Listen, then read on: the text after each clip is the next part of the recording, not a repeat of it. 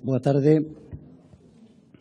Presidenta del Congreso de los Diputados, expresidente del Congreso, directora de Hora 25 de la cadena SER, director de eventos del Grupo Prisa, conselleiro de Cultura e Turismo, vicepresidente e secretaria de la Mesa del Parlamento, expresidenta del Parlamento de Galicia, presidente del Tribunal Superior de Justicia de Galicia, portavoces del Grupo Parlamentario del Partido Popular y del Partido Socialista, miembros del Parlamento de Galicia, representantes de las Cortes Generales, diputados y senadores, autoridades, señoras y señores.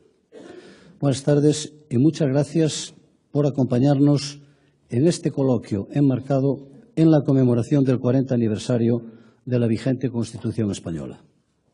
Agradecimiento a la cadena SER por haber elegido el Salón de los Reyes del Parlamento de Galicia como escenario para la celebración de este acto, en un entorno en que en ocasiones parece denominado que las noticias falsas y los medios de comunicación cobran un protagonismo notable y se convierten en herramientas imprescindibles para el correcto funcionamiento del sistema democrático. Tomar conciencia del papel de los medios, saber encajar las críticas y respetar escrupulosamente el cometido de los profesionales que ejercen el periodismo con honestidad, procurando trasladar información veraz, resulta una necesidad ineludible para el conjunto de la sociedad en general y para las instituciones en particular. En ese espíritu, es un placer ceder ahora ya la palabra a Ángel Barceló. Muchas gracias.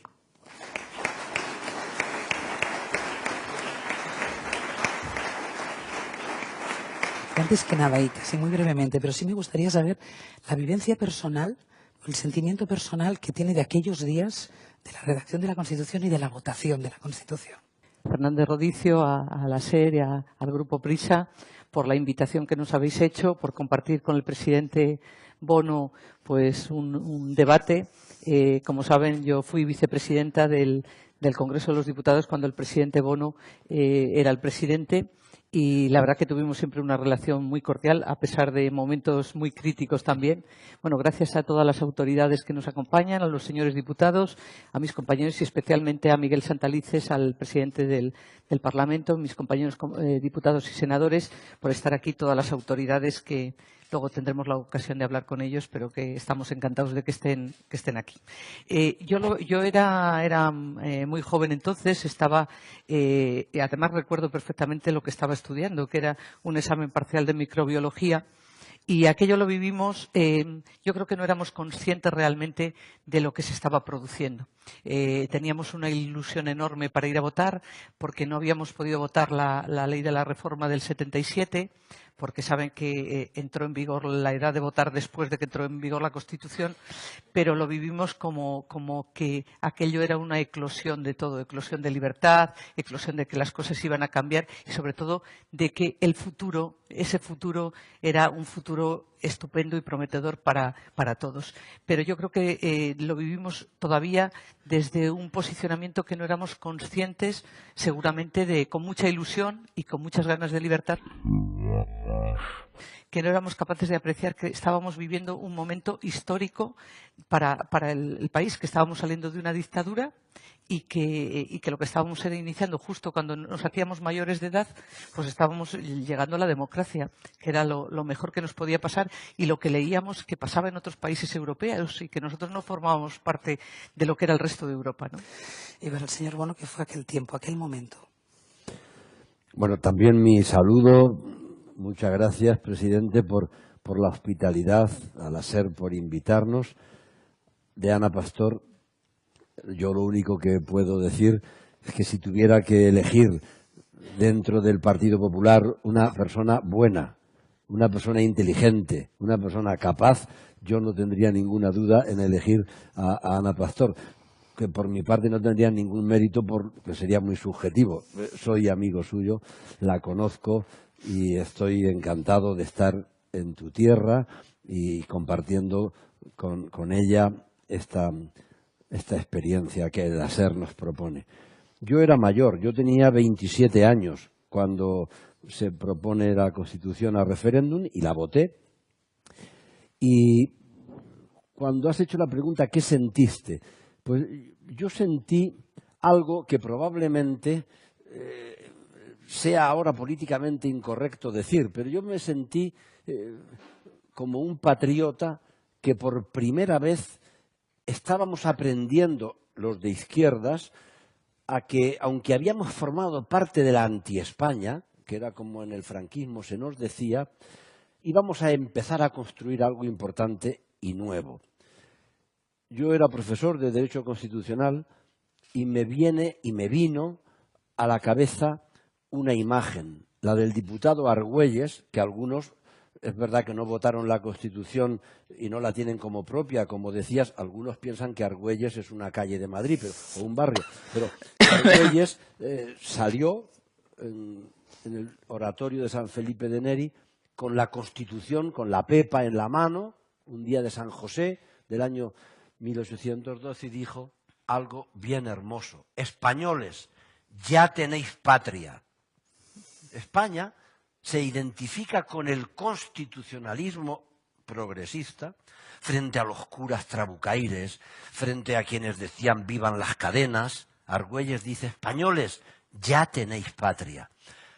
Yo me sentí con aquella emoción al participar en mítines y me siento hoy con un cierto rictus de tristeza. He usado la palabra patria, aunque ya sé que no es políticamente correcta en algunos ámbitos, pero claro, yo no soy una apátrida. Y recuerdo que en unas elecciones catalanas me invitaron a una boda, porque a dar mítines hace tiempo que no me invitan, y vi un cartel al que le hice una fotografía, que tengo aquí en mi teléfono, la conservo. Aparecía la cara de Carod Rovira, de Esquerra Republicana, y un lema electoral. Quizá tú como catalana te acuerdes, decía: patriota com tú, patriota como tú. Le hice una foto porque yo dije, si yo en Toledo, que es donde vivía, pongo un cartel con mi cara, poniendo debajo patriota como tú, seguro que me dicen que Bono es un fascista. Bueno, pues la Constitución que contribuí a hacer me permite decir que me siento patriota, que luché contra el fascismo, y fíjense qué contrasentido es que para algunos sea de izquierda el no tener patria, ¿no? En el año 77 asesinaron a un grupo de abogados comunistas en la calle de Atocha, amigos míos.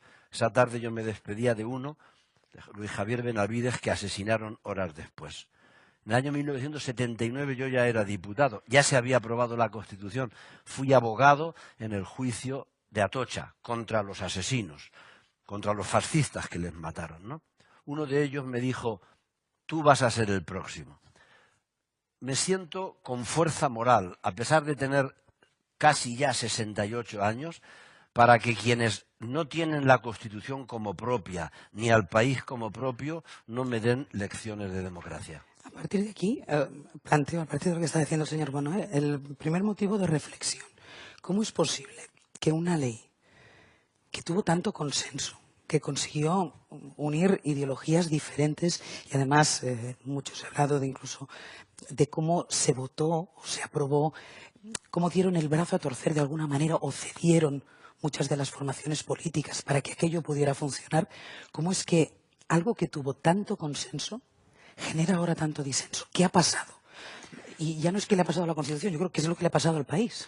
Bueno, primero de todo yo creo que hay que poner en valor que efectivamente estamos aquí celebrando el 40 aniversario, el 40º aniversario de la Constitución. Y que han sido estos 40 años, si repasamos la historia simplemente de los 2 últimos siglos de nuestro país, han sido los años de mayor progreso, de mayor prosperidad, de mayor libertad, de que ha cambiado todo, pero ha cambiado todo para mejor.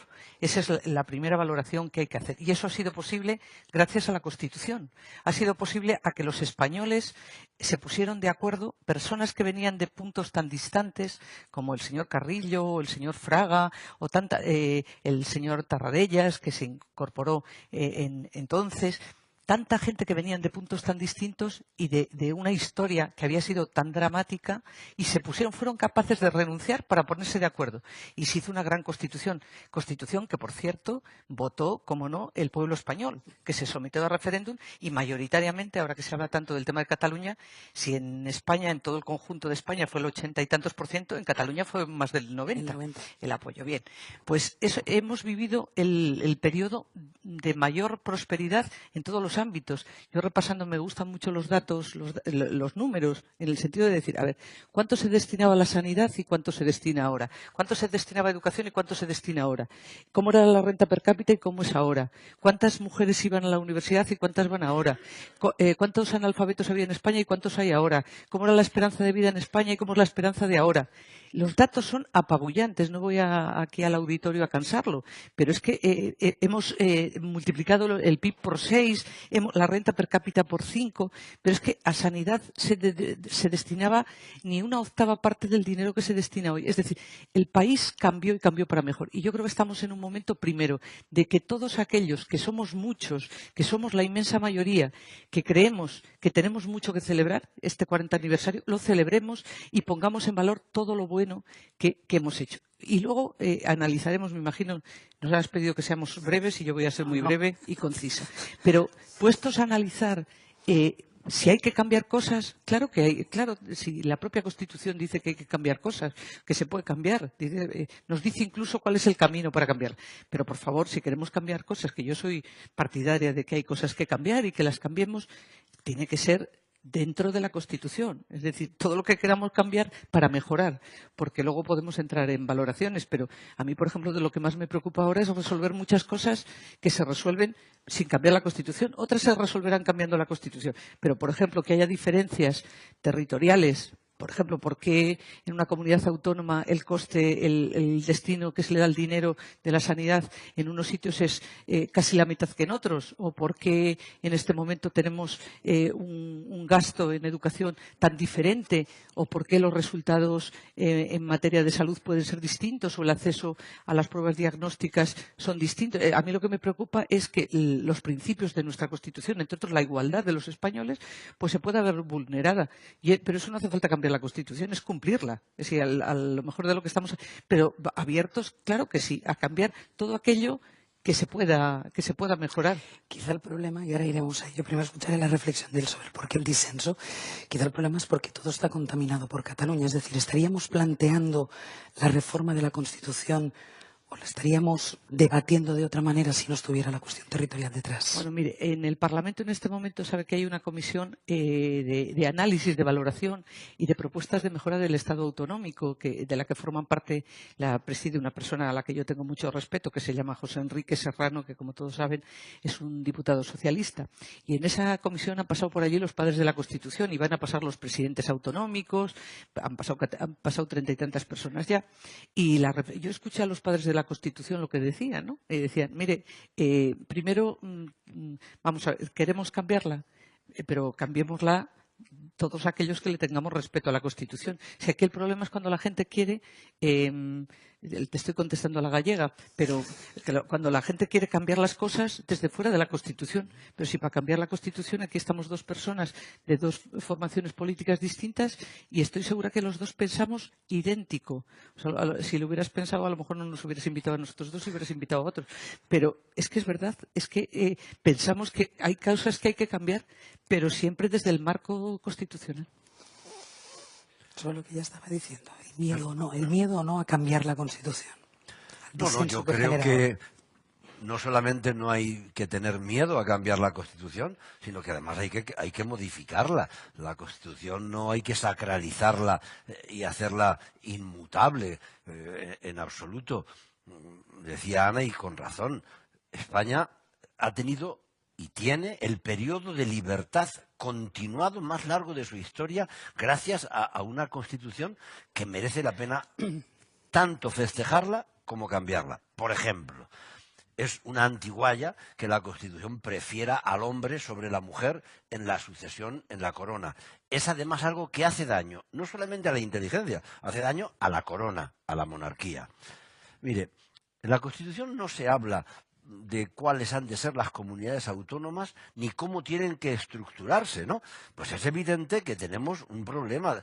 Antes preguntabas que si pesa lo que ocurre en Cataluña. Vamos, a quien no le pese, a quien no tenga en consideración lo que ocurre en Cataluña, es un zombi. Claro que nos pesa. ¿Cómo no va a pesarnos que el representante del Estado en Cataluña diga que no va a cumplir las sentencias que no le gustan? ¿Cómo no va a pesar, y mucho, y además con enorme tristeza, que el separatismo, ¿no? o el independentismo, que a mí me parece que es un sentimiento, por supuesto, alejadísimo de la izquierda, de la solidaridad. Para mí es algo rancio, antiguo, egoísta, porque quien quiere separarse, en mi tierra dicen que quien quiere comer aparte es porque quiere comer más. Claro que pesa, pero yo pienso en Cataluña como pienso en cualquier otro territorio de España, y no me la representan quienes están asentados en lo ilegal o en la ilegalidad. Pienso en los catalanes y creo que creo que debemos hacer lo que sea menester para que el secesionismo no triunfe. Y del mismo modo que la Constitución llegó con dos paradojas enormes. Brevemente me explico. La primera paradoja es la de las legitimidades problemáticas.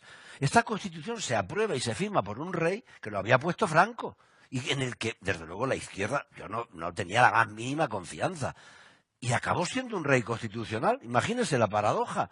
La segunda paradoja, la del protagonista olvidado. Siempre se dice, esto lo hizo el rey, esto lo hizo Suárez. A mí me parece que fueron esenciales como pilotos del proceso. Pero oiga, esto lo hizo el pueblo español, que ya le saltaban las costuras. La libertad no podía venir solo de la mano de los que se habían aprovechado de su ausencia durante 40 años. Y la paradoja del protagonista olvidado, que era el pueblo español. Bueno, pues ahora nos acechan nuevas paradojas. Y Unamuno, que era maestro, decía él a sí mismo, dice, yo que he sido maestro en paradojas, me encuentro ahora con la más importante de mi vida. Bueno, pues yo creo que ahora nos encontramos con una paradoja grande, y es la paradoja de que quienes contribuyeron a un modelo territorial de España como el que tenemos, pues están poniendo en solfa su propia legitimidad y perdiéndola. Porque yo haría solamente una pregunta teórica al señor Torra, presidente de la Generalitat. ¿Acaso él cree que sería presidente de la Generalitat si no hubiese Constitución, si no hubiese libertad? ¿Acaso él cree que le debe el cargo a Bifredo el Velloso? Se lo debe a que hay en España libertad. Si no hubiera Constitución no habría libertad y no habría comunidades autónomas. La paradoja que ahora tenemos que resolver es cómo integramos a quienes en Cataluña desean la paz, desean la libertad, desean la justicia, que son muchos, que son la inmensa mayoría, y cómo lo hacemos, y no se me ocurre más que con dos fórmulas: con inteligencia y con generosidad. Tenemos que ser generosos y tenemos que ser inteligentes, y resolverlo pues con las leyes que sean menester. Pero hemos de hacer cuanto sea preciso para que no se produzca la secesión que están pues defendiendo personas que desde mi punto de vista están asentadas en el error o en el delito. ¿Y una reforma de la Constitución en el capítulo de la organización territorial facilitaría la solución al conflicto de Cataluña? Mire, si lo facilita, termino con su argumento, a mí no me importaría que se produzca una modificación constitucional para proclamar los valores de la igualdad, de la justicia, de la libertad, y proclamarlos con carácter general. Desde mi punto de vista, lo que no tiene sentido, claro, yo soy socialista, y para mí el independentismo, el secesionismo es absolutamente contrario a mi ideología. Yo estoy más por la universalidad, por estar en contra de las fronteras. Yo pienso que no ha nacido el ser humano que valga más que otro ser humano. En ese sentido me duele cuando escucho a Pujol, ¿no?, decir que el hombre andaluz es un medio hombre, ¿no?, que no está asentado por completo, o Torra cuando dice que le parecemos bestias los españoles porque hablamos castellano. Claro, al margen de la concepción ya un poco despreciativa respecto de un país como España, oiga, que no es que yo me quiera poner patriotero, pero el mundo, planeta, estaría notablemente incompleto sin Miró, sin Velázquez, sin Zurbarán, en fin, oiga, se estaría notablemente incompleto sin 400 millones de seres humanos que hablan el castellano. Pero al margen de eso, como socialista, yo estoy por la igualdad. Y creo que en Cataluña la inmensa mayoría de los catalanes también les gusta más estar juntos que estar en el secesionismo para vivir mejor. Los hay egoístas, en todas partes los hay, pero allí se ha exacerbado el egoísmo colectivo y esto creo que si nos ponemos manos a la obra con inteligencia y con generosidad les vamos a ganar. Le hago la misma pregunta que le hacía él. ¿Una reforma de la Constitución en el apartado de la organización territorial facilitaría en algo o qué límite tiene que tener una reforma de la Constitución en este apartado? Bueno, primero de todo decir que todos los constitucionalistas estamos porque hay cosas que se pueden, todo aquello que se pueda mejorar, se puede mejorar. Pero lo primero que habría que decir es: nadie puede cambiar la Constitución de forma unilateral. Nadie puede saltarse la ley de forma unilateral. Dijo el presidente del Parlamento Europeo en una frase para mí histórica, cumplir la ley no es una opción, es una obligación. Y es verdad, cumplir la ley es lo que tenemos que hacer todos. Y por lo tanto, para mí, yo soy de mensaje breve. O sea, ¿quieres cambiar las cosas? Cambiémoslas, para ir a otro modelo, al que queramos, pero cambiémoslas desde dentro. Lo que no se puede hacer es cambiar las cosas desde fuera, sino que las cambiemos todas desde dentro. Yo analizo, como todos, como ciudadana de la calle, analizo lo que nos está pasando, lo que está pasando. Y lo que veo es, y coincido con el presidente Bono, coincido totalmente en que la inmensa mayoría de la gente, a veces hay gente que hace mucho ruido. Bueno, hay tanto ruido que a veces se saltan la ley. O sea, ya no ruido, es más que ruido, ¿no? Pero la inmensa mayoría de la gente estamos con la España constitucional, estamos con lo que nos critica la universidad. Aquí está el rector de nuestra universidad de Santiago.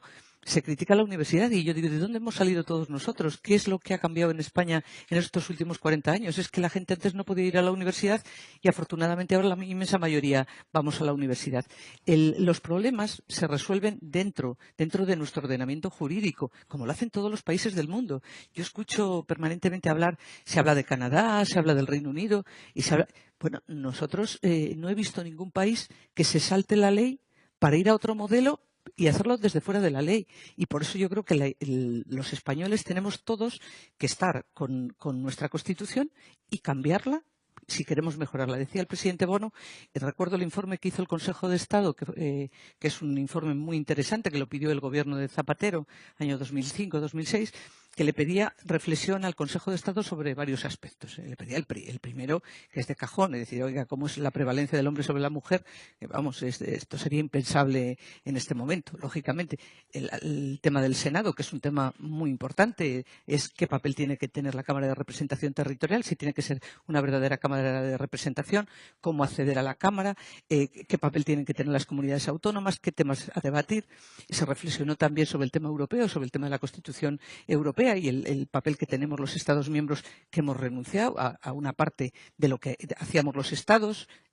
Y son temas importantísimos. Y eso se le planteó por un gobierno socialista al Consejo de Estado. Es decir, pero yo podría poner otra serie de cosas más sobre la mesa, como es, por ejemplo, el tema de las competencias, de limitar qué competencias tiene el Estado y qué competencias tienen las comunidades autónomas, si es que no están suficientemente claras, porque hay un montón de recursos al Constitucional de interpretación. Todo eso es posible. Y todo aquello que sea cambiar la Constitución para mejorar nuestro país, para seguir avanzando, para resolver estos problemas. Yo, por ejemplo, un tema, lo digo a título personal como Ana Pastor, no como presidenta del Congreso. Yo, por ejemplo, creo que uno de los temas que hay que cambiar es el modelo de financiación. Yo me gustaría que hubiera un modelo de financiación, pero ojo, que para estas cosas de las que yo hablo no hace falta cambiar la Constitución. Para algunas sí, pero para otras no. Yo creo que el modelo de financiación para los grandes servicios públicos tiene que ser un modelo finalista. No puede ser que haya en este momento una diferencia, y vuelvo a mi tema, que es la sanidad fundamentalmente, que haya una diferencia en la financiación de la sanidad que va, pero de unos cuantos cientos de euros. Entonces, ese es un tema importantísimo y relevantísimo. La pena que tengo yo en este momento es que se están debatiendo temas que no le importan a nadie y la gente de la calle está pensando que los políticos somos unos señores que nos dedicamos a hablar de lo que no le importa a la gente y hay que dedicarse a hablar de lo que importa. Y entonces, problemas a resolver, lo que hay que pensar es el futuro. ¿Qué futuro quiero yo para mi país? ¿Y qué problemas puedo resolver? Los que quiera resolver desde los cambios de la Constitución, bienvenidos sean, como decía el presidente Bono. Y otros, muchos, es decir, la tarea política no solo es eso, la tarea también está en cosas que se pueden cambiar a través de las leyes. Pero yo, desde luego, abierta a los cambios constitucionales, pero decía también otro de los padres de la Constitución, y termino ya, decía que cuando fue la reforma de la Constitución, que había habido una reforma, la redacción de la Constitución, que había una parte explícita y otra implícita. Y decía, la explícita era que la estábamos redactando. Y la implícita es que a la vez que nosotros la íbamos haciendo, iba cambiando la foto, porque llegaba Tarradellas, porque se reunía un político de la derecha más derecha con uno de la izquierda más izquierda, y le iban cambiando la foto a medida que lo iban redactando. Y hablando con los padres de la Constitución, es todo un ejemplo de cómo se pueden hacer bien las cosas. Pero decía, la Constitución hay que cambiarla, si queréis cambiarla, lo dicen ellos, desde dentro. O sea, no se puede cambiar desde fuera. Y por eso termino con tu pregunta. El tema de Cataluña, no de Cataluña. Cataluña es una región impresionante, una comunidad autónoma, impresionante. El tema de Cataluña no es constitución, cambio de constitución. El tema de Cataluña es que todos los ciudadanos de Cataluña y del resto de España, si queremos ir a otro modelo de convivencia, tenemos que hacerlo juntos. Y por eso la palabra consenso, la palabra remar en la misma dirección, no es una cosa, un lugar común o quedar bien en lo que uno dice, sino es verdad, es renunciar, porque tendremos que renunciar a cosas como entonces, a menos que entonces. Porque entonces España tenía que renunciar todo el mundo. Todo el mundo, todos. Por cierto, como hicieron ellos. Todos renunciaron. Yo con Carrillo hablé mucho, hablaba mucho con él porque fumaba mucho y siempre le decía, de verdad, es que no puedes fumar lo que fumas. Pero aparte hablé de política y me contó muchas cosas de la redacción de la Constitución y también me las contó Fraga.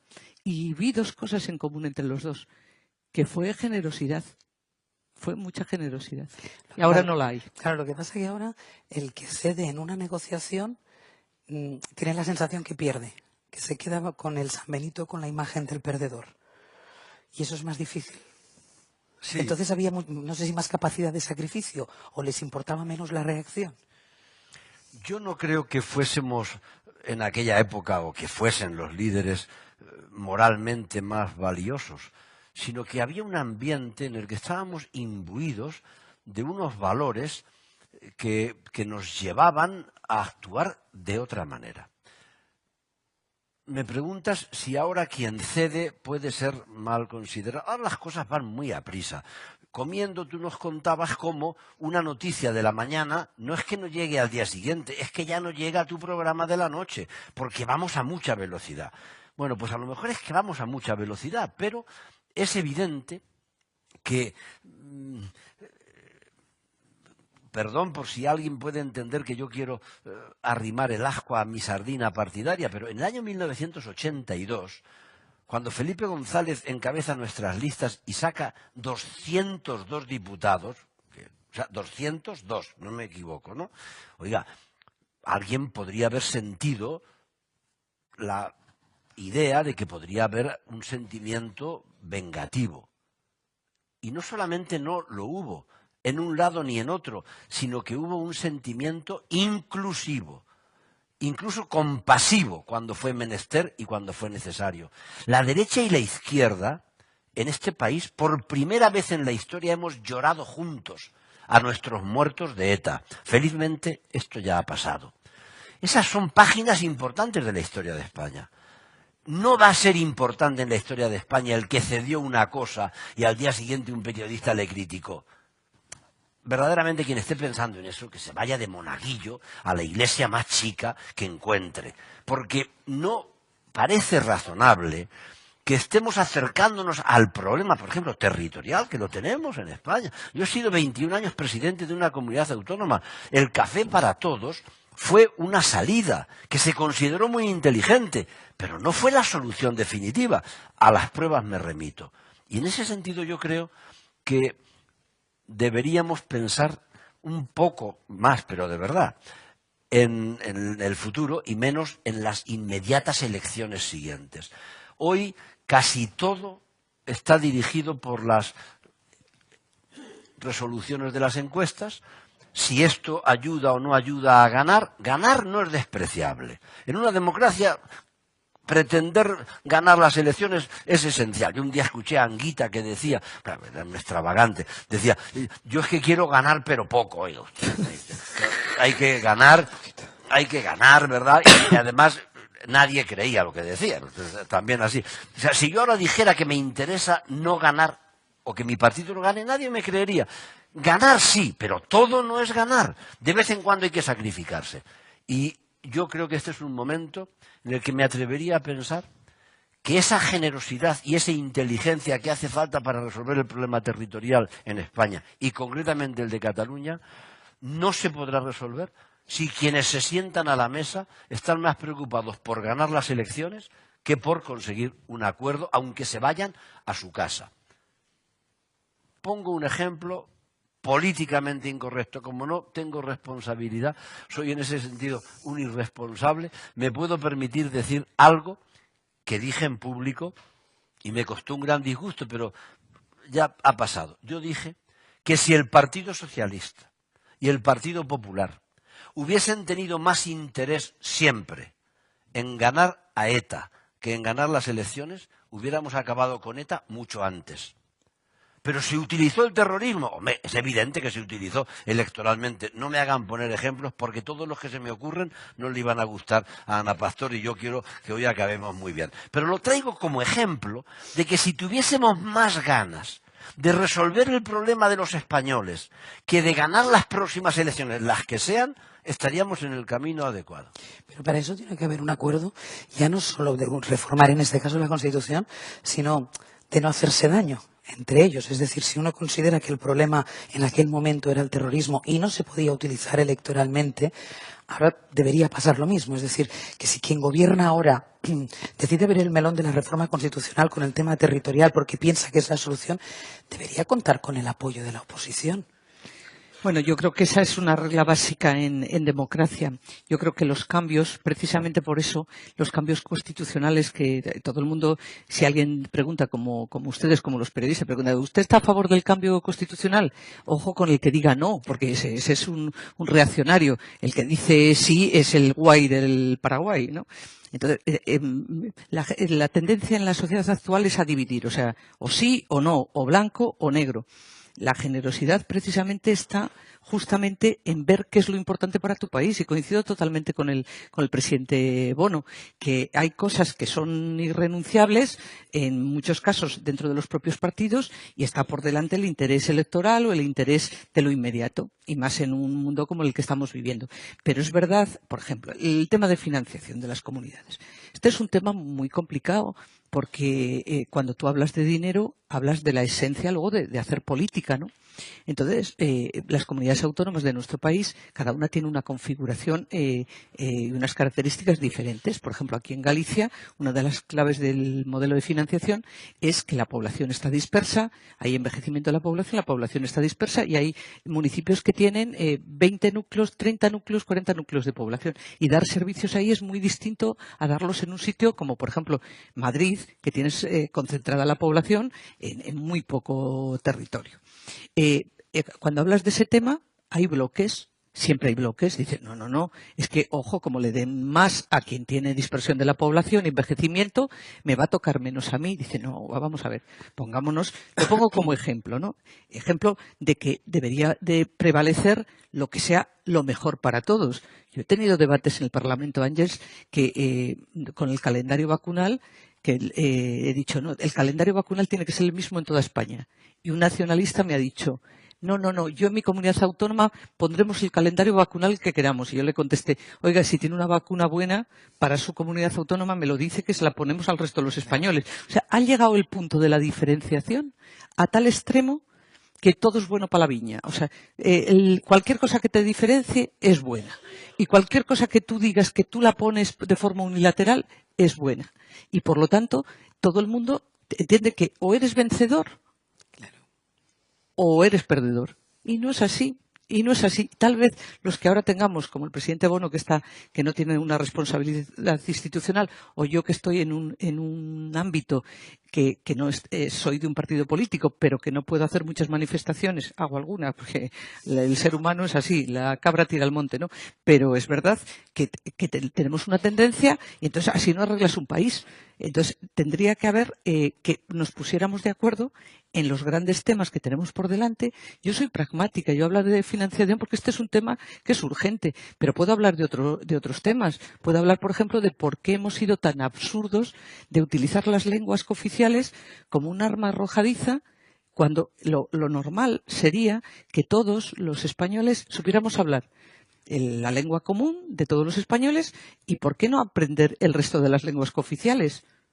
Y en vez de utilizarlas como arma arrojadiza. Afortunadamente aquí en nuestra comunidad eso no ocurre.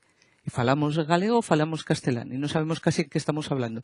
Pero porque hay, como decía el presidente... Usted sabe que hay partidos que han utilizado la lengua como un arma electoral. Claro. Bien, pues gran error. Gran error. Yo lo he hablado con el presidente de la Academia Galega da Lengua, con Víctor Freixane. Es muy mal hecho. Y le he dicho a quien preside hoy la comisión, a José Enrique Serrano, que me gustaría que fueran los presidentes de las academias de la lengua al Parlamento, para que haya una reflexión de que las lenguas es para entendernos y que ojalá todos supiéramos catalán. Porque es una riqueza de nuestro país. Por lo tanto, resumen de lo que he dicho. Resumen es, pongámonos de acuerdo en lo importante, y hay muchas personas que estamos en la política, pero en la sociedad civil, que queremos ponernos de acuerdo en lo gordo y en lo importante. Y no hagamos de todo confrontación. Y elevémonos un poco, elevémonos a un nivel que nos permita ver un poco lo que nos está pasando. Y todo, eso sí, termino, todo aquello que hagamos, por favor, dentro de la ley, que cumplir la ley no es una opción, como dijo muy bien el señor Tajani, no es una opción, es una obligación. Y por cierto, si alguien tiene, si cabe, más obligación de cumplir la ley, somos los que presidimos las instituciones. Pues a raíz de lo que ella dice, le voy a preguntar a usted que no tiene, usted ha dicho, es un irresponsable que no tiene responsabilidades ya. Estábamos diciendo la necesidad de que los partidos políticos no utilicen ciertas cuestiones electoralmente, porque son cosas que interesan al global de la sociedad y que deberían entenderlo como algo en lo que deberían remar en la misma dirección. Le pregunto a usted que no tiene responsabilidades. Hay una cuestión también de liderazgos, de quien está al frente de los partidos políticos. Aquí han salido los nombres de quien se sentó, por ejemplo, decíamos Suárez y Tarradellas, dos personas que pensaban completamente diferente y que fueron capaces de entenderse y de ponerse de acuerdo. No le voy a preguntar dónde está el Suárez y el Tarradellas de ahora, pero sí le pregunto por los que están ahora, si también es una cuestión de perfil y de liderazgo. Yo no, aunque esa tentación que tú me planteas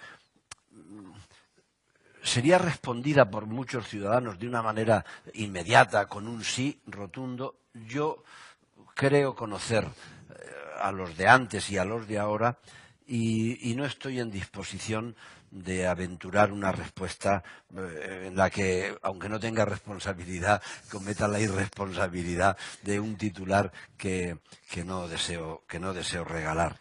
Es evidente que para mí, por ejemplo, personas de la capacidad de Felipe González, pues no salen muchas en el siglo, en el ámbito de la política, y tuvimos esa suerte.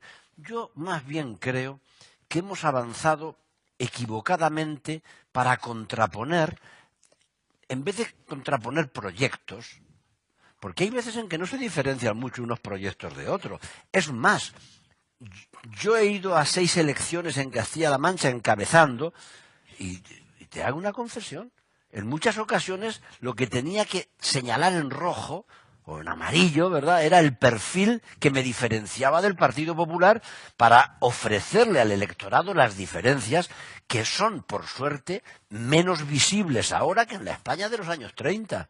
Es evidente, porque la Constitución a todos nos ha hecho entrar en un carril, en una vereda de modernidad. Y claro, cuando España tenía $5.000 de renta per cápita, y no lo que tenemos ahora, 5 veces más, pues oiga, las diferencias eran mucho más evidentes en ese ámbito, y fuimos capaces de contraponer liderazgos, de contraponer proyectos, pero ahora es que se están contraponiendo identidades. Y esto es un verdadero disparate. Ahora sospechamos de la gente por su identidad. Y a veces no nos damos cuenta de que las identidades se pueden compartir muchas. Se puede ser de izquierdas y se puede ser de derechas y se puede ser de una formación deportiva o de otra, y se puede ser sexualmente en una identidad o en otra. Y todo cabe. Y además, como no ha salido el ser puro, aquel de que el nazi Rosenberg hablaba. Rosenberg, además de nazi, era un intelectual muy mediocre, que llegó a decir que él alababa la pureza étnica de Don Quijote, que sabría, y que rechazaba el mestizaje que representaba Sancho Panza, sin darse cuenta que hasta la Iglesia Católica, en el siglo XVI en Trento, impuso el impedimento matrimonial de la consanguinidad. ¿Por qué? Porque lo hemos visto. Todas las familias que tratan por a veces mantener determinadas cosas, herencias o fincas, de casarse entre ellos, acaban mal. Si la consanguinidad es muy mala, si el mestizaje es lo que da riqueza, ¿cómo podemos estar ahora contraponiendo purezas ideológicas o purezas, ya no hablemos territoriales? Esto es verdaderamente disparatado. Eso de que Cataluña, verdaderamente importantes son los catalanes. Y yo me siento mucho más solidario de un catalán que necesita, por ejemplo, mi solidaridad con mis impuestos, que con un ricachón castellano-manchego, aunque sea mi vecino, que no necesita mi solidaridad. Y solamente la gente torpe está en lo aldeano, en lo pequeño. Pero esto es cosa propia del siglo XIX. Aquí en Galicia me agrada recordar que decía Pessoa, bueno, digo Pessoa, estoy muy cerca de Portugal, que dice: somos del tamaño de lo que vemos. Y algunos se han empeñado en ver por el ojo de la cerradura, ¿no?, y creen ver identidades ideológicas. Bueno, yo recuerdo incluso a Arzallus, hace ya tiempo, que decía que los vascos tenían un RH. ¿Pero qué tendrá que ver el RH? Es que es una cosa tan absurda que nos da risa a todos. Bueno, a todos menos a los partidarios de lo que decía Rosenberg. Pero hemos llegado a un sitio peligroso. ¿Y cuál es el peligro? Pues, desde mi punto de vista, aunque molestó mucho a algún dirigente catalán, dije algo que no quiera comparar, pero en Cataluña es muy peligroso que alguien que se sienta, por ejemplo, catalán y español, pueda resultar sospechoso para los independentistas, o para algunos independentistas, porque no todos son iguales. Oiga, esto ya ocurrió en otro país, porque algunos judíos eran sospechosos de ser alemanes porque eran judíos. Oiga, dejemos las identidades que no sean de proyecto a un lado y nos podemos entender con cualquiera. Y en cuanto a los idiomas que hablabais antes, me ha recordado, es un tributo a un presidente autonómico extremeño que siempre en esto lo tuvo. Ibarra era muy ocurrente y tuvo un día la ocurrencia de decirle a Pujol, cuando fuimos a las Olimpiadas, y le dijo: oye, que tengáis 2 lenguas no significa que tengáis 2 bocas, no tiene nada que ver una cosa con otra. Bueno, yo añadiría, Ángels, a lo que estaba diciendo el presidente Bono, que creo que otro de los temas que ha endiablado todo es el tema de la culpa la tiene otro. Yo a lo que he asistido últimamente y no últimamente, los últimos 20 años, es a que nuestra arquitectura constitucional es que siempre la culpa de lo que tú no haces desde el punto de vista político siempre la tiene otro. Entonces el enemigo, siempre hay un enemigo fuera. Hay un enemigo que no me da dinero, hay un enemigo que está en Madrid, siempre hay un enemigo. Y esto también es además de ser de una estulticia impresionante, es de una mediocridad inmensa, porque los problemas unos son tuyos y otros no, pero no son todos de los demás. Y entonces ha llegado el punto hasta ahí. Tú le preguntabas al presidente Bono por el perfil de los liderazgos y sobre todo, bueno, Cervantes fue un gran espía, además de hacer de Sancho una referencia para el mundo, también Don Quijote, ¿no? Pero yo creo que era en esa mente de espía que él tenía que fue capaz de ver dónde estaban los estereotipos del ser humano, ¿no? Perdón, eso es a pie de página. Voy a lo del perfil del liderazgo. Yo creo que el liderazgo, los liderazgos son distintos dependiendo en la época que te toca vivir. Algunos vamos cumpliendo años y nos identificamos con una parte de lo que eran los liderazgos, los hiperliderazgos, y lo que eran los propios partidos antes, y lo que hoy son los liderazgos y lo que son los partidos hoy. Todo ha cambiado. Esto ha cambiado, como decía el presidente Bono, ha cambiado todo muy rápido, cambia todo muy rápido. Los políticos hablan ahora, ya sabes cómo funciona el Parlamento. La gente habla, no pondré el ejemplo de habla y sale al pasillo a tuitear. Bueno, eso cuando habla, porque sí, muchas veces tuitean, ni siquiera hablan. En lo del total, que yo no sabía, yo soy de pueblo, ¿no? Y yo no sabía lo que era un total. Cuando llegué a Madrid allí, dice que te hacen un total.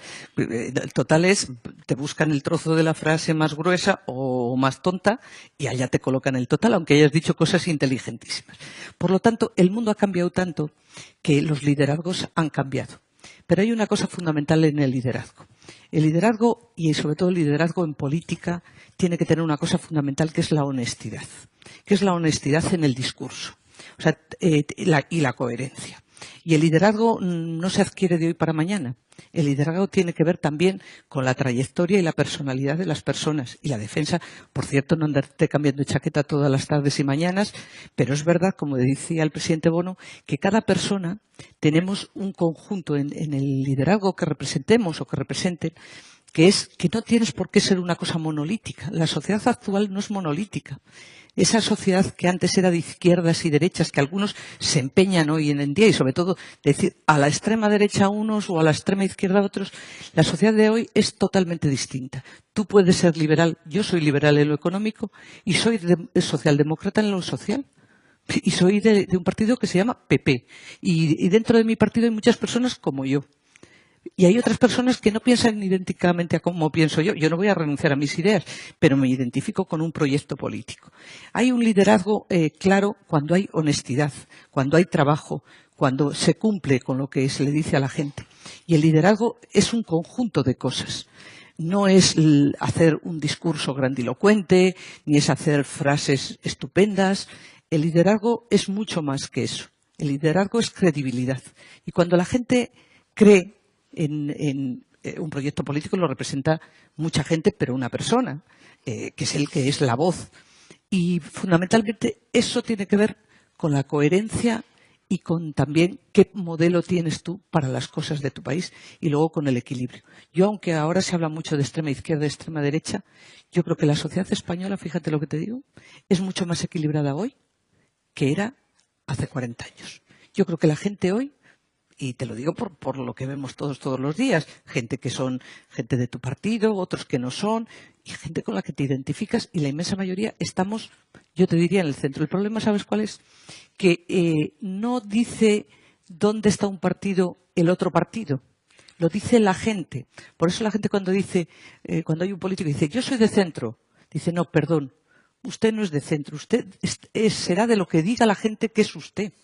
O Usted se puede decir que es muy de centro, pero bueno, ya veremos si la gente entiende, porque todo el mundo intentamos, no cabemos tantos de estar en el centro, ¿no? Porque, sobre todo cuando llegan las elecciones, todos estamos en el centro.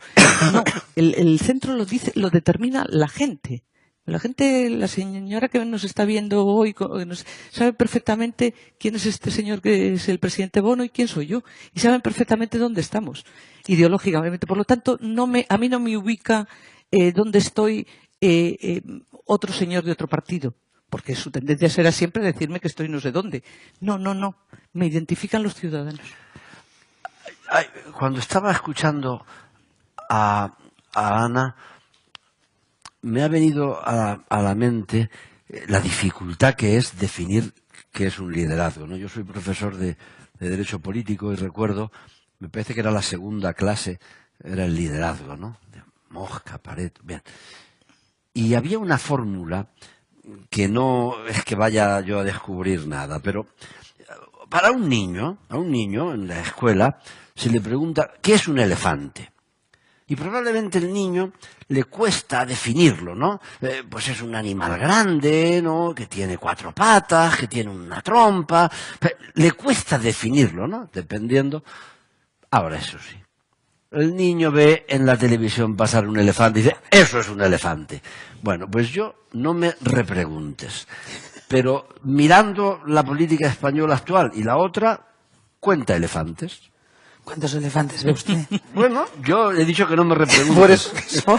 El único, encima que me arriesgo con la SER a que me cojáis un titular y me vapuléis bueno, vosotros no, pero cogen un titular y dice, Bono ha dicho que no es elefante fulano, no. Yo veo elefantes o tal. O sea, hay elefantes en la política, como los niños. Pero en la política española hay elefantes. Sí, los hay. En todo el ámbito de la política española, en todo el arco parlamentario. Sí, yo tengo que decir que no me considero sectario, no nací prudente. La vida me ha ido acostumbrando a veces a reservar mis opiniones. No soy en ese sentido sectario y a veces lo he sido. Cuando entré en mi partido, claro, yo tenía 18 años, ¿no? Luchábamos contra la dictadura. Lo que aspiraba, yo no aspiraba a ser ministro ni, presidente autonómico, imagínate, ni existía. Lo único que teníamos cerca entonces, los que entrábamos al Partido Socialista, era la cárcel, y a veces demasiado cerca, ¿no? Oiga, entonces, pensaba yo que tenía toda la razón. Yo entonces además era un marxista convencido, ¿no? Me leía El Estado y la Revolución de Lenin. Don Enrique Tierno nos explicaba la conveniencia del análisis marxista, del materialismo dialéctico. Yo estaba imbuido de que toda la razón estaba de nuestra parte.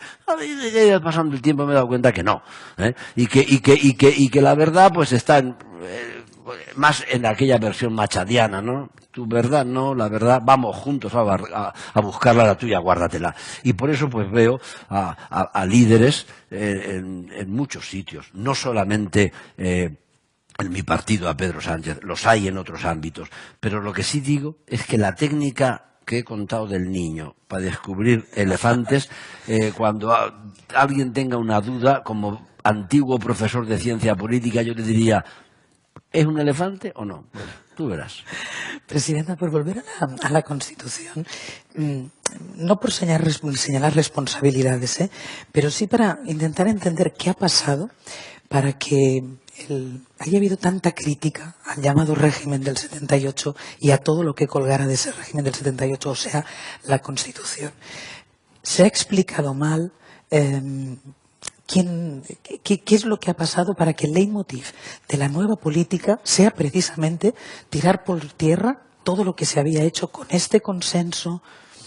Yo creo que es una labor, sobre todo, de cara a las personas más jóvenes que no lo han vivido y que no han vivido la transformación de España, que afortunadamente han nacido en un país donde lo normal es acceder a la universidad. Lo normal ya, aunque tenemos mucho que superar, es la igualdad entre hombres y mujeres. No se les ha explicado.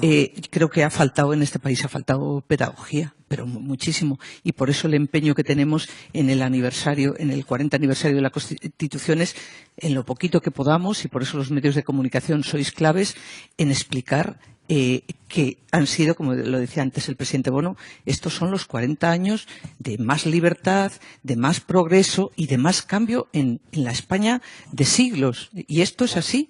Y eso lo conseguimos entre todos y una generación de hombres generosos que se pusieron de acuerdo para darnos este marco. Y a partir de ese marco de la Constitución ha venido todo. Ha venido la sanidad universal, ha venido pensiones aseguradas. Cuando nosotros éramos niños, oíamos en casa cómo la gente ahorraba y decía, están ahorrando por si se ponen enfermos.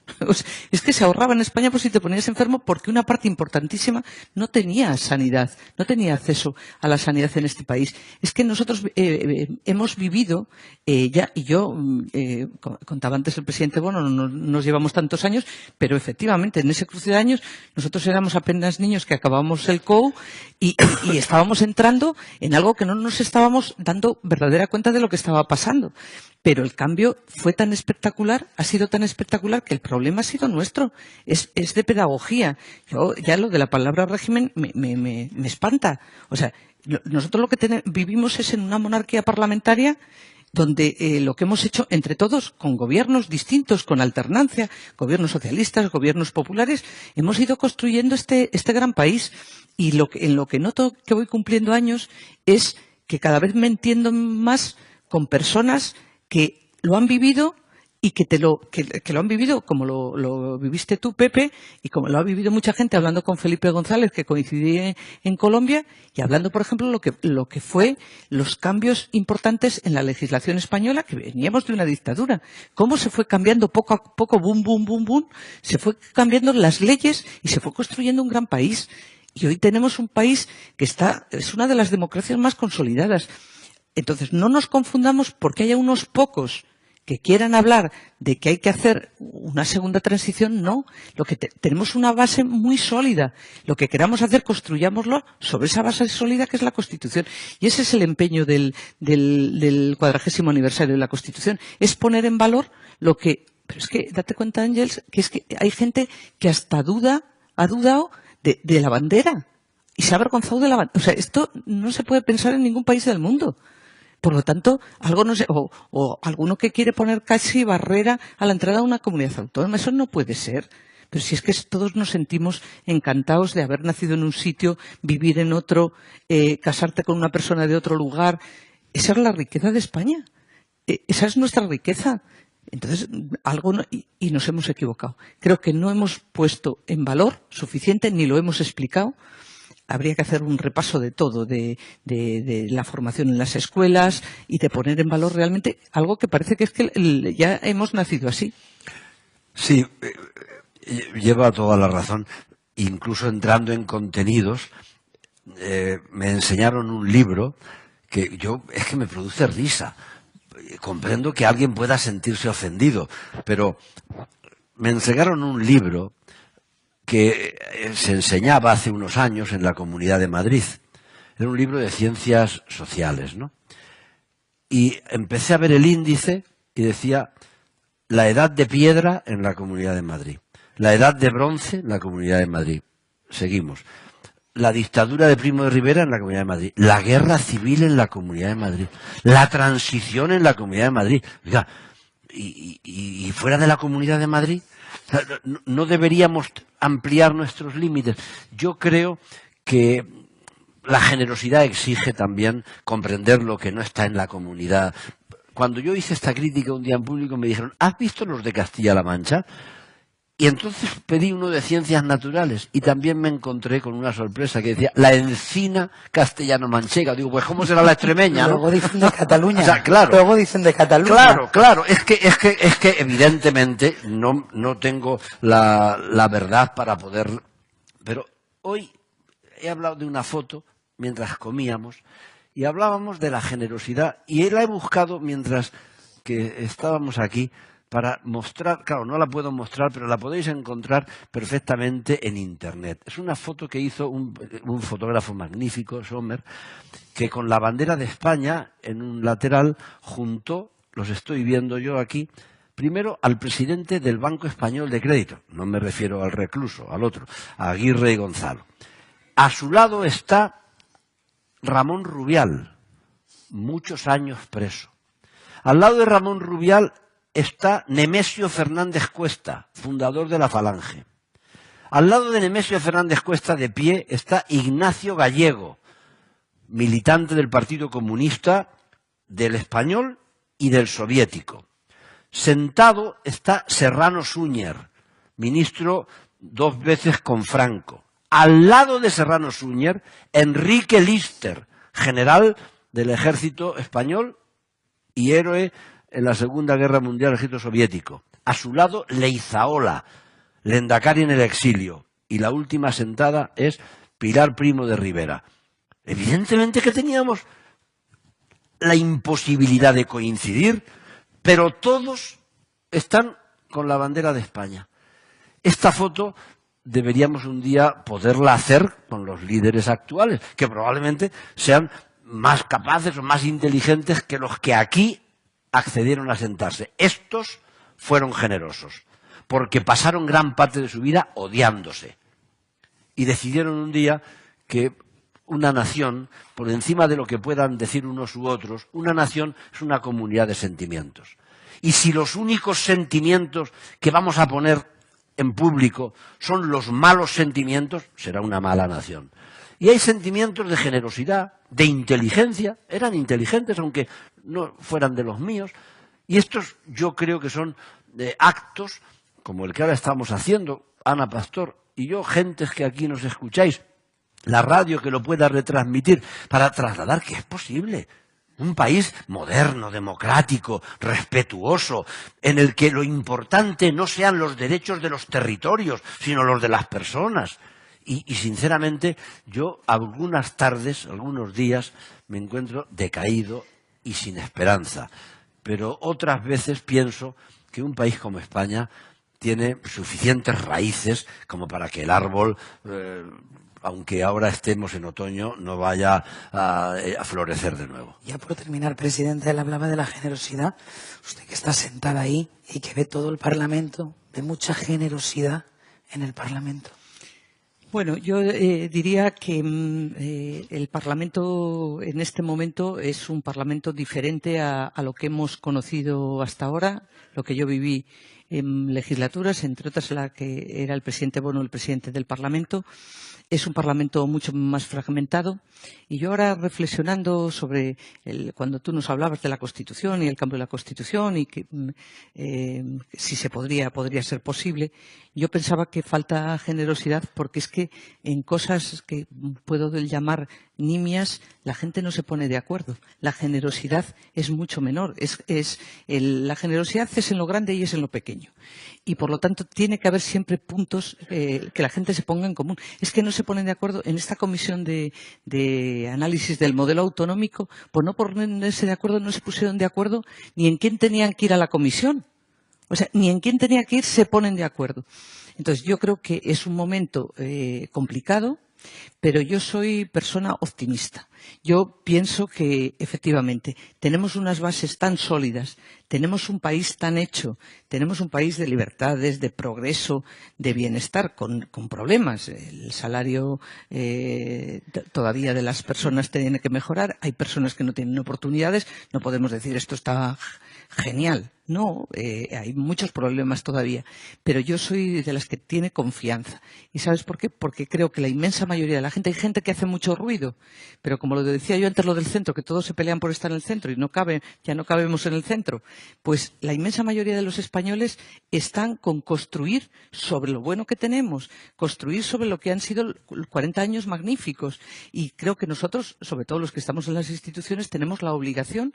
Yo hablo con todos los líderes de todos los partidos, me llevo bien personalmente con todos y les intento hacer pedagogía también con ellos. No puede ser que estemos siempre unos en contra de otros en todas las cosas que hacemos, pero desde cosas que son absolutamente, como digo, muy pequeñas, son pequeñeces. Pero la generosidad empieza, como todo, nos lo decían en nuestra casa, la generosidad empieza en lo pequeño. Pero tenemos que tener altura de miras y tenemos que pensar que si este país que dentro de 40 años, lo hablaba el otro día el presidente Feijóo, dice, estábamos inaugurando la exposición de EFE, que hemos organizado las Cortes, de las 40 fotografías más significativas de estos 40 años. Y decía el presidente Feijóo, y lo hablábamos los dos, ¿y qué fotos harían ahora? O O sea, ¿qué fotos harían? Y digo, mira, a mí no me preocupan las de hoy, porque a lo mejor no son demasiado buenas, pero me preocupará las fotos de una exposición como esta dentro de 40 años. ¿Qué habremos hecho en estos 40 años? Desde el 6 de diciembre de este año a dentro de 40 años. Espero que no tengamos que volver a vivir cosas como las que vivió este país. Si este país, yo creo que sí, fueron muy generosos los de la fotografía que decía el presidente Bono, y que la gente fue generosa, fue precisamente por lo que habían vivido, porque vivieron como un país se fue al traste, se anquilosó, perdió sus libertades, no avanzó mientras avanzaba el resto de Europa, nos quedamos atrás en todo, no avanzamos, y esas generaciones no se recuperaron nunca. Más los que mataron, murieron, etcétera. Pero por eso, ojalá las fotografías de dentro de 40 años, que serán todas digitales ya, no habrá ninguna, no habrá ahí en una calle, pero esas fotografías, a ver qué fotografías hacemos. Y es nuestra obligación. Y sobre todo los que ahora tenemos una edad intermedia, por no llamarnos mayores, que contemos de verdad y que sepamos relatar, y ustedes los medios, vosotros los medios, yo creo que tenéis un papel muy importante. Decir, oiga, pero mire cómo éramos y cómo somos. El tema de las mujeres. Pero si ha habido 2 mujeres que han presidido las Cortes Generales en 2 siglos. Pero ¿qué país? Y eso es una cosa pequeña. Pero el papel de la mujer en la universidad, en la judicatura, en todos los ámbitos de la vida, lo que ha cambiado era impensable. Y eso, y de la gente, pues lo normal. Hombre, sí, lo normal sí, porque ahora es normal, pero entonces no era normal. Yo agradezco a la presidenta. Presidente, muchísimas gracias por haber participado. Agradecemos también muchísimo a este Parlamento, que nos ha ayudado muchísimo, nos ha acogido, a Gadis también. Espero que hayan disfrutado de la charla, como han visto, entre 2 amigos que se conocen y han trabajado juntos durante muchísimo tiempo. Muchísimas gracias a todos. Muchas gracias.